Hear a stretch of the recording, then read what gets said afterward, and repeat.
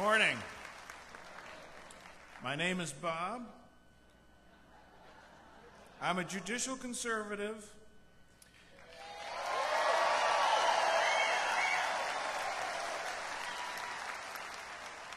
That's not an illness, and there's no 12-step program to cure it. It's just a commitment to the Constitution.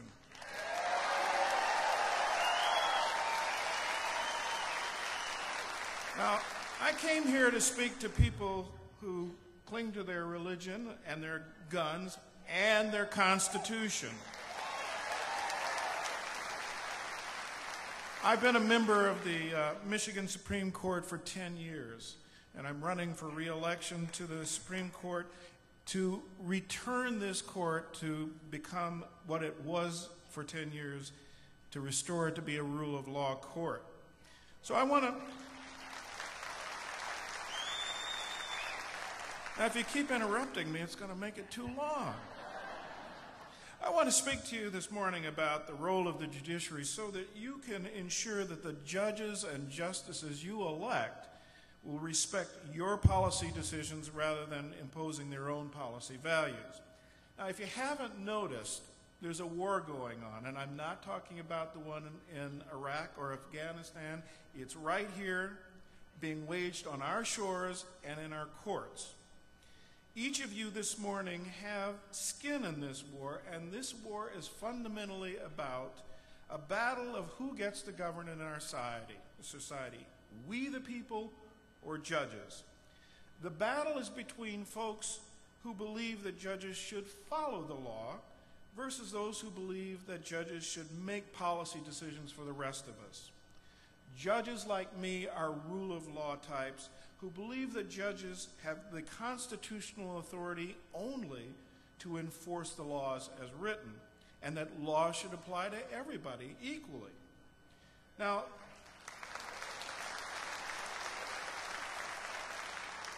let me explain what the other side thinks. The other side of this judicial war think that judges should take sides and make policy. For example, here's how our president thinks judges should function. And let me quote, "We need somebody who's got heart, the empathy to recognize what it's like to be a young teenage mom, the empathy to understand what it's like to be poor or African American or gay or disabled or old, and that's the criteria by which I'm going to be selecting my judges." End of quote.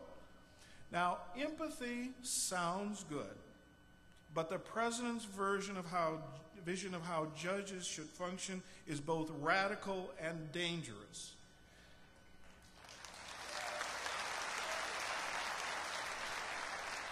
Now, does one's gender or skin color have anything to do with the legal merits of a case?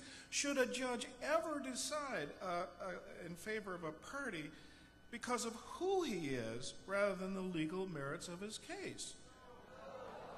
You're right. Almost any child would answer no, because we all understand that empathy for one person means bias against another.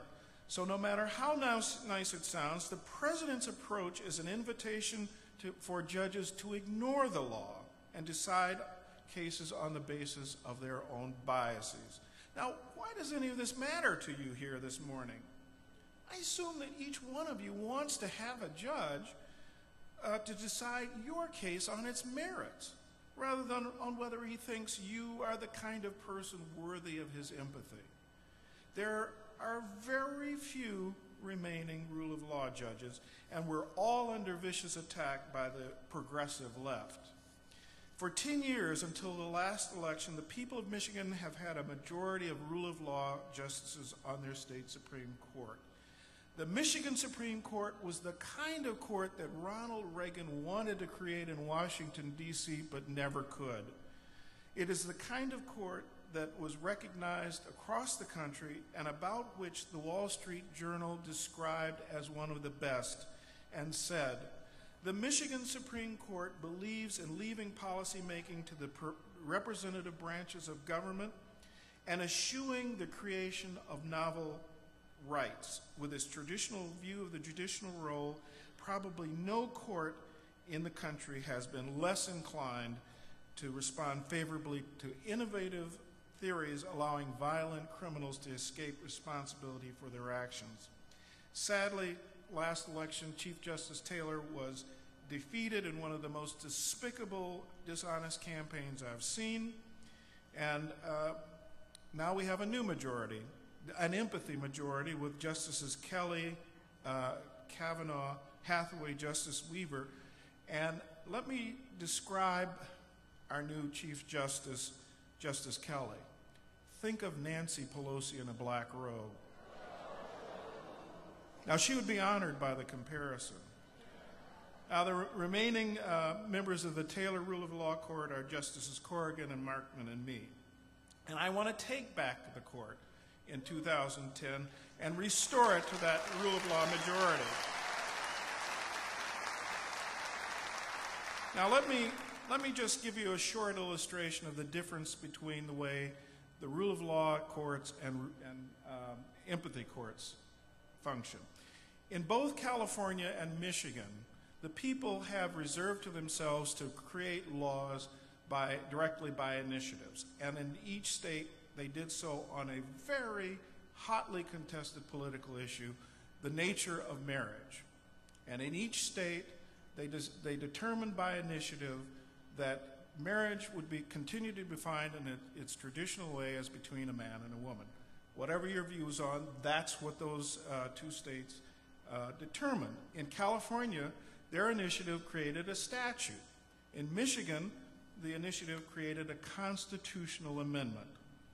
Now, in California, those who lost that initiative, which was widely supported, did they go to their fellow citizens and try and change their minds? Of course not. Where did they go? They went to court. And guess what? The California Supreme Court overturned the referendum in California. Then what happened? People in California went back to the ballot box and by initiative created a constitutional amendment defining marriage as between a man and a woman. What happened next? Did the opponents of that go and try and change their citizens' minds? No, they went to court. And we weren't sure that the California court wouldn't overturn a constitutional amendment. They finally held fire and they allowed it to stand. Now in Michigan, we had a similar initiative. It was challenged in court, and guess what? We said this is what the will of the people is, and that's what stuck. Now, let me just conclude. I use this example not to advance any personal policy perspective, but to show how empathy courts actually subvert the will of the people to govern. And you can ensure that such empathy courts will be creative in inventing new constitutional rights to impose their policy preferences on you. Ours has been a court that has honored your constitutional rights, for example, in preventing the government from taking your private property and giving it to others. It's a decision I wrote in the Hathcock case.